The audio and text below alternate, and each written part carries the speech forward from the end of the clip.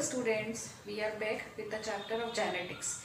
In the previous video, we have studied about the Mendel's monohybrid cross.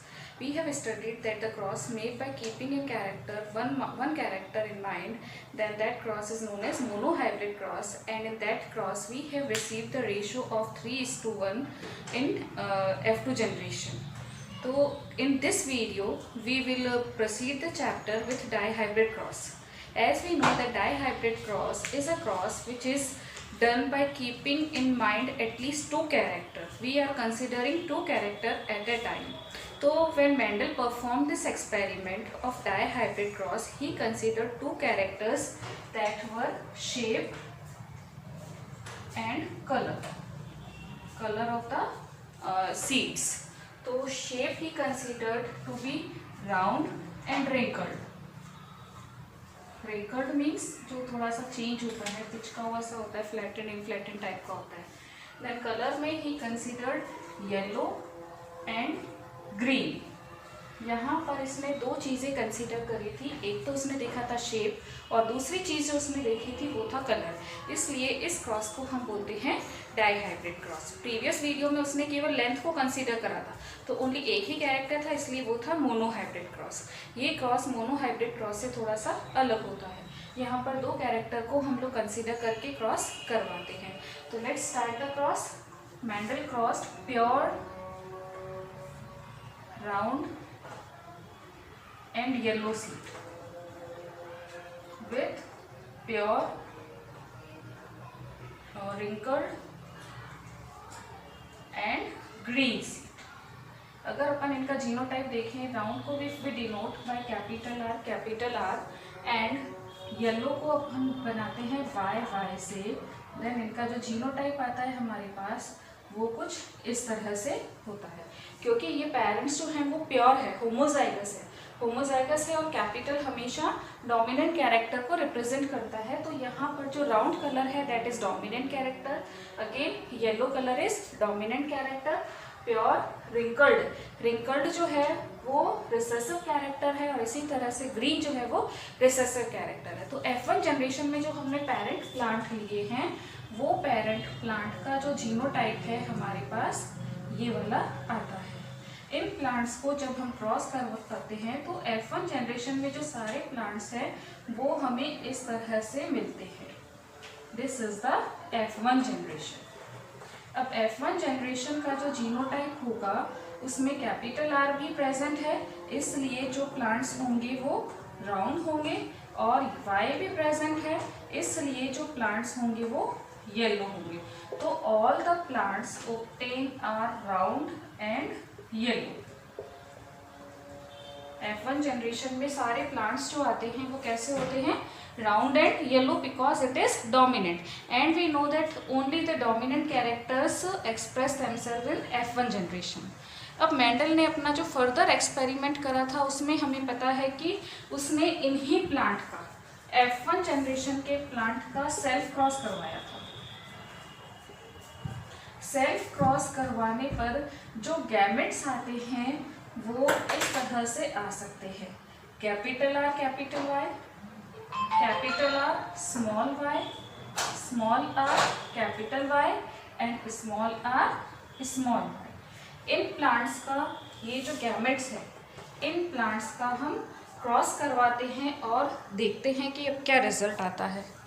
If we see the gametes of dihybrid cross, तो हमने ये देखा था कि हमारे पास जो गैमेट आते हैं वो इस तरह से होते हैं. ये गैमेट्स हमने लिए इस साइड और इस साइड और इनको आपस में हमने क्रॉस करवाया.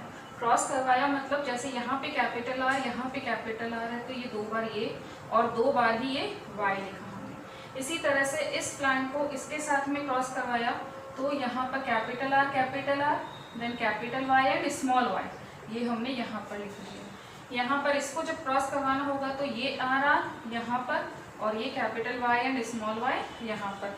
इस तरह से हम ये पूरा चेकर बोर्ड से इसको कंप्लीट करते हैं. तो इस चेकर बोर्ड से कंप्लीट करने पर हमें पता चलेगा कि अगर किसी भी उसमें जीनोटाइप कैपिटल आर और कैपिटल वाई है, इसका मतलब वो प्लांट जो होगा वो राउंड और येलो होगा. क्योंकि ये दोनों ही डोमिनेंट कैरेक्टर है। अगर एक भी कैपिटल आर या एक भी वाई होता है तो डोमिनेंट कैरेक्टर अपने आप को एक्सप्रेस करता हमें पता है। तो अगर इन वाले जो जीनोटाइप है इसमें कैपिटल और कैपिटल वाई हमें दिखते हैं, इसका मतलब वो सीड कैसा होगा, राउंड एंड येलो। तो let's count, this is containing round and yellow, 1, then 2, then here it is present 3, again 4, then 5, 6, 7, 8 and then 9। यानी कैपिटल आर कैपिटल वाई हमें कितनी प्लेस पर मिले, 9 प्लेस पर। तो ये वाले सारे सीड्स कैसे होंगे, राउंड होंगे और येलो होंगे, क्योंकि ये डोमिनेंट कैरेक्टर वाला जो एलील है वो इनमें प्रेजेंट होता है। नाउ सेकेंड केस में हमने देखा था कि कैपिटल आर और स्मॉल वाई है। कैपिटल आर और स्मॉल वाई मतलब capital R is denoting for round and small Y is denoting for green. तो जिसमें भी हमें capital R and small Y नजर आएगा वो वाले सीड कैसे होंगे, राउंड एंड ग्रीन। तो हम देखते हैं कि किसमें है capital R and small Y 1, then capital R and small y 2, again capital R and small y 3। तो capital R and small Y वाले हमें 3 प्लेस पर मिले और ये वाले सीड हमें कैसे मिलेंगे, round and green. Third case जो हमारे पास आता है वो हमने लिया था गैमेट में स्मॉल आर और कैपिटल वाई। स्मॉल आर जो था वो वाला एलील हमने देखा था कि रिंकल्ड के लिए था, क्योंकि ये रिसेसिव कैरेक्टर है। बट कैपिटल वाई जो है वो येलो के लिए है, यानी जिस भी एलील में स्मॉल आर और स्मॉल वाई है मोर्फोलॉजिकली वो रिंकल्ड और येलो होगा। तो लेट्स लुक कि कहाँ कहाँ पर हमें ये नजर आता है small R and capital Y. Here it is 1, then 2 and then 3, यानी कि ये भी हमें कितनी प्लेस पर मिला है, 3 प्लेस पर। तो स्मॉल आर और small Y is also available in 3 places and morphologically it will be wrinkled and green. Now in the fourth case we are having small r and small y. Small R and small Y का मतलब वो वाला जो seed है morphologically recessive है, इसलिए वो wrinkled और ग्रीन होगा, क्योंकि स्मॉल आर जो था वो रिंकल्ड को शो कर होता है और स्मॉल वाई जो है वो ग्रीन कलर के लिए रिस्पॉन्सिबल होता है। और हमें ये सिर्फ एक ही प्लेस पर मिलता है, इसलिए यहाँ पर sorry it is yellow because it is capital Y, wrinkled yellow and here it is wrinkled green। तो इस तरह से मोर्फोलॉजिकल यानी कि फिनोटिपिक रेशो जो आता है वो हमारे पास 9:3:3:1 आता है।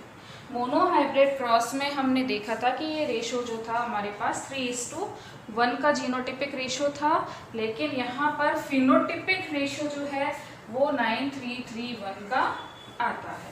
अगर हम इसका जीनोटिपिक रेशो देखें इन्हीं का ही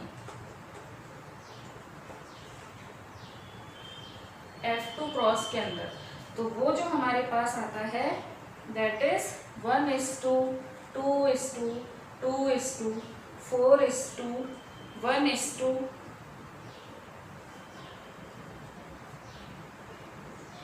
2:1 इस तरह से हमारे पास ही आएगा। यानी कि इनके भी जो एलील है उसमें वेरिएशन के हिसाब से हमारे पास में जो रेशो आता है दैट इज 1:2, 2:2, 2:4, 1:2, 2:1, 2:1। इस तरह से मेंडल ने ये अपना डाई हाइब्रिड क्रॉस किया था और डाई हाइब्रिड क्रॉस के अकॉर्डिंग उसने अपने जो रिजल्ट है उनको अगेन लॉस के फॉर्म में इंटरप्रेट करे and that law is known as the law of independent assortment. This law of independent assortment is applicable on dihybrid cross. Monohybrid cross के लिए हमने 2 लॉज देखे थे, law of dominance and law of segregation और law of purity of gamete. In case of dihybrid cross, we see the law of independent assortment. Independent assortment के according, when a cross is made by considering two or more contrasting character, then in F1 generation में हमने देखा था कि all the plants characters are dominant. इस law के हिसाब से F1 जनरेशन में सारे कैरेक्टर्स जो होते हैं वो डोमिनेंट कैरेक्टर obtained होते हैं. But when the seed of these plants are again self-fertilized and are grown, then these characters appears in F2 generation independently. F2 generation में जो कैरेक्टर होते हैं, जो रिसेसिव कैरेक्टर्स होते हैं, वो इंडिपेंडेंटली एग्जिस्ट करते हैं, इंडिपेंडेंटली असॉर्ट होते हैं. It means the presence of one character does not affect the inheritance of other character. So according to this law, the member of each pair of allele not only segregate, but these alleles of different character behave independently with each other. यहाँ पर जो character है, हमने देखा था कि हमारे पास में दो कैरेक्टर हमने लिए थे. पहला कैरेक्टर हमने लिया था सीड का और शेप का, और दूसरा हमने लिया था कलर का. एक R से इंडिकेटेड था, एक Y से इंडिकेटेड था. तो जो R और Y है ये भी आपस में इंडिपेंडेंटली असॉर्ट करते हैं. ये दोनों एक दूसरे के साथ मिक्स नहीं होते हैं. दो कैरेक्टर के एलील आपस में इंडिपेंडेंटली एग्जिस्ट करते हैं, वो एक दूसरे के साथ में इंटरमिक्स नहीं होते हैं. ये बताता है हमें हमारा law of independent assortment. Mendel ने क्रॉस किए थे येलो और ब्राउन सीड, और F1 जनरेशन में उसको केवल सारे 100% डोमिनेंट कैरेक्टर मिले थे. But in F2 generation Mendel को जो रेशो मिला था, हमने अभी देखा था 9:3:3:1 का मिला था, जिसमें येलो राउंड सीड थे, येलो रिंकल्ड सीड थे, ग्रीन राउंड सीड थे, ग्रीन रिंकल्ड थे. तो इन सब से हमें ये पता चलता है कि पैटर्नल कॉम्बिनेशन के अलावा कुछ नए कॉम्बिनेशन भी आए थे, जैसे ग्रीन और रिंकल्ड. ये एकदम एक्सट्रीमली न्यू कैरेक्टर था. पेरेंट में हमने कोई भी सीड ऐसा नहीं लिया था जो ग्रीन रिंकल्ड हो. इसी तरह से ग्रीन रिंकल्ड का जो न्यू कॉम्बिनेशन है, एक हमें ग्रीन राउंड सीड भी मिले थे, तो ये भी न्यू कॉम्बिनेशन था. ये भी हमने पेरेंट जनरेशन में नहीं लिया था. It means that allies assort independently in the formation of gametes. बहुत इंपॉर्टेंट कंक्लूजन है कि allies assort independently in the formation of gamete. जब भी गैमेट बनते हैं तो अलग अलग कैरेक्टर के जो एलील होते हैं वो एक दूसरे से मिक्स नहीं होते हैं, एक दूसरे को अफेक्ट नहीं करते हैं, and this is known as the law of independent assortment. Mendel disproved all the laws and principles given by scientists before him with the help of his experiment. पहले उसके जो वर्क है उसको कभी भी रिकग्नाइजेशन नहीं मिला, लेकिन उसकी डेथ के 34 इयर्स के बाद, मेंडल की डेथ के 34 इयर्स के बाद 3 साइंटिस्ट थे, Hugo de Vries, then Carl Correns and von शेमा. उन्होंने अपने रिजल्ट निकाले, और वो जो रिजल्ट थे उन 3 साइंटिस्ट के, वो बिल्कुल मेंडल के एक्सपेरिमेंट से सिमिलर थे. तो मेंडल के वर्क को सक्सेस जो है वो उसके अलाइव रहते हुए नहीं मिली. उसकी डेथ के 34 इयर्स के बाद में जब वो 3 साइंटिस्ट थे, ह्यूगो डी व्रीज, वॉन शेमा और कार्ल कैरेंस, इन्होंने भी इसी तरह के रिजल्ट दिए, उसके बाद में मेंडल का जो वर्क था वो नोटिस में आया. मेंडल की जो वर्क है उसको सक्सेस मिलने का भी कुछ बेसिक रीज़न है कि मेंडल को जो इतनी सक्सेस मिली थी, तो उसका एक कारण ये था कि सबसे पहली चीज़, मेंडल यूज्ड ओनली होमोजाइगस और completely pure character in the plant. उसने जो भी पेरेंट प्लांट लिए वो कंप्लीटली प्योर लिए थे. जैसे अपन ने देखा था कि उसने प्योर टॉल प्लांट लिए, प्योर ड्वार्फ प्लांट लिए थे, देन राउंड भी लिया तो उसने होमोजाइगस लिया था. तो इस तरह से मेंडल ने जो भी पेरेंट प्लांट लिए थे वो प्योर लिए थे। मेंडल की जो सक्सेस है उसको मिलने में इनका भी बहुत श्रेय है। दूसरी चीज़ ये थी कि Mendel included only 7 contrasting character in his experiment and studied one at a time. एक एक करके उसने सारी सिचुएशंस को स्टडी करा। द फैक्टर्स और जीन्स कंट्रोलिंग दीज 7 ट्रेट्स और characters were situated on 7 different chromosome and due to this he was lucky enough to escape from the complexity of linkage। जो उसने 7 कैरेक्टर्स लिए थे, कॉन्ट्रास्टिंग कैरेक्टर्स, 7 कॉन्ट्रास्टिंग कैरेक्टर, उन सब characters के जो jeans थे वो सब अलग अलग क्रोमोसोम्स पर प्रेजेंट थे, एक ही क्रोमोसोम पर नहीं थे, तो उससे उसको लिंकेज जैसी प्रॉब्लम की कॉम्प्लेक्सिटी को फेस नहीं करना पड़ा। और दूसरी बात, उसने जब अपने रिजल्ट निकाले तो इन सारे कॉन्ट्रास्टिंग कैरेक्टर्स को भी स्टडी करा। जैसे उसने एक बार लेंथ को कंसीडर करा मोनोहाइब्रिड क्रॉस में, फिर उसने पोजीशन ऑफ फ्लावर को स्टडी करा, देन कलर ऑफ सीड को करा, फिर उसके बाद उसने शेप ऑफ सीड को करा।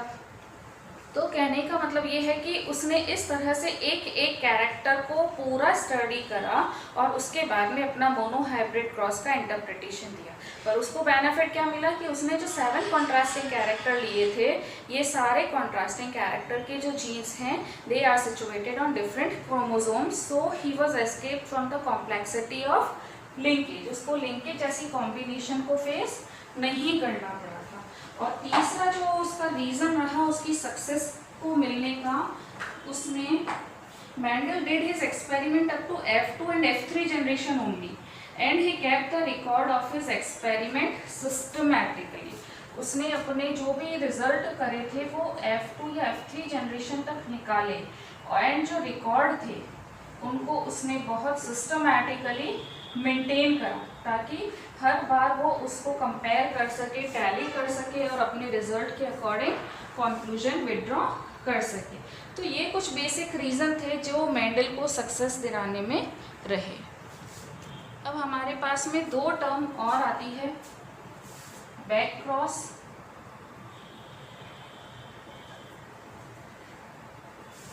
And test cross. तो what is back cross? Genetics से रिलेटेड हमारे पास 2 टर्म आएगी, back cross and test cross. Back cross का मतलब व्हेन F1 प्रोजेनी, जो प्लांट हमें F1 प्रोजेनी में मिल रहे हैं, इन प्लांट्स का अगर हम किसी भी पेरेंट प्लांट के साथ में क्रॉस करते हैं, they are cross with any one of the parent plant, any parent plant, तो उसे कहा जाता है बैक क्रॉस। इसी तरह से एक और टर्म आती है हमारे पास, टेस्ट क्रॉस। टेस्ट क्रॉस का मतलब हम F1 प्रोजेनी से मिलने वाली, जो F1 से जो प्रोजेनी मिल रही है उसका किसी भी अननोन होमोलोगस जीनोटाइप के साथ में क्रॉस करते हैं, होमोजाइगस क्रॉस के साथ में क्रॉस करते हैं, और होमोजाइगस में भी वो रिसेसिव है, यानी कि F1 जनरेशन का होमोजाइगस प्योर रिसेसिव प्लांट के साथ में जब क्रॉस किया जाता है then it is known as test cross. यानी F1 प्रोजेनी हो गई हमारे पास, और सेकेंड केस में होमोजाइगस रिसेसिव पेरेंट जो प्लांट है उसके साथ में हम क्रॉस करेंगे। एक तरह से ये इस तरह से हो गया कि F1 प्रोजेनी में जैसे हमें मिला था capital T and small t, इसका हमने किसी के भी साथ में क्रॉस कर दिया, एनी पेरेंट प्लांट, चाहे तो ये या ये, तो ये यानी कि हम पेरेंट जनरेशन हमें मिल गई F1 जनरेशन और वापस हम पेरेंट की तरफ जा रहे हैं, तो ये हो गया बैक क्रॉस। लेकिन इस केस में टेस्ट क्रॉस में हम जो F1 प्रोजेनी है इसका only homozygous recessive parent plant के साथ में क्रॉस करते हैं, then it is known as test cross. एक और क्रॉस आता है हमारे पास, रिवर्सल रेसिप्रोकल क्रॉस और रिवर्सल क्रॉस। रेसिप्रोकल का मतलब रिवर्स हो जाना, तो ऐसे क्रॉस को हम बोलते हैं reciprocal cross. This cross involve the reversing of parental character. अगर इसमें जो पेरेंट प्लांट है, इन पेरेंट प्लांट का केस जो है वो अब कैसा हो जाएगा, रिवर्स हो जाएगा। If in first cross the father was tall, जैसे एग्जाम्पल के लिए हम समझ सकते हैं कि हमने लिया फादर और वो कैसा है, टॉल, और मदर जो है वो है ड्वार्फ। तो उसके बाद जब हम नेक्स्ट क्रॉस करेंगे तो उसमें फादर जो है वो तो हो जाएगा ड्वार्फ और मदर जो है वो हो जाएगी टॉल, यानी कि इनकी जो चीज है वो रिवर्स हो गई। तो ऐसे क्रॉस को बोला जाता है रेसिप्रोकल क्रॉस। तो इस तरह से हमारे पास में 3 क्रॉस आते हैं स्टडी करने के लिए जो आगे काम आएंगे। बैक क्रॉस, यानी कि जो F1 प्रोजेनी है उसका किसी भी पेरेंट के साथ में हम क्रॉस कर सकते हैं। देन टेस्ट क्रॉस, जिसमें F1 प्रोजेनी का होमोजाइगस रिसेसिव के साथ में क्रॉस किया जाता है। And the third one is reciprocal cross, जिसमें हम जो भी पेरेंट लेते हैं उनका बाद में जब क्रॉस करवाते हैं तो जो कैरेक्टर है वो चेंज कर देते हैं बिल्कुल। जैसे यहाँ पे फादर हमने टॉल लिया था, मदर ड्वार्फ ली थी, तो नेक्स्ट केस में हम लोग फादर को ड्वार्फ ले लेंगे और मदर को टॉल ले लेंगे। तो ऐसे क्रॉस को बोलेंगे हम रेसिप्रोकल और reversal cross. Now related to the genetics only we will see the sex determination in human being.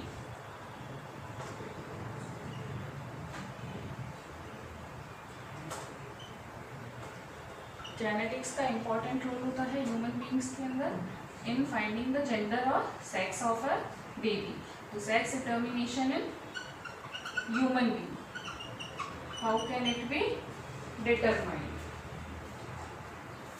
As we all know that we are diploid organisms and there is an important role of particular chromosome in determining the gender.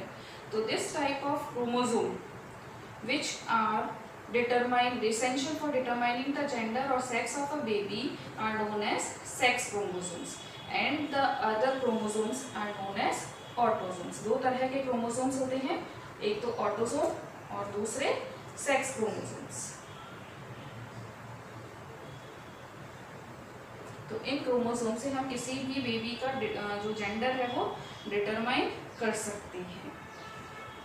इसके लिए किसी भी mail जो होता है उसमें 2 तरह के क्रोमोसोम्स जो होते हैं सेक्स क्रोमोसोम वो मिलते हैं। One is X and the other one is Y। One type of chromosome is X chromosome and the other is Y chromosome. Female के केस में both the sex chromosomes are similar, तो हम इन्हें XX से represent कर सकते हैं। तो only one type of gametes are one type of chromosomes are found in gamete and in this case 2 type of chromosomes are found in gametes. अब human being में हमें पता है कि टोटल क्रोमोसोम्स जो होते हैं वो कितने होते हैं 46।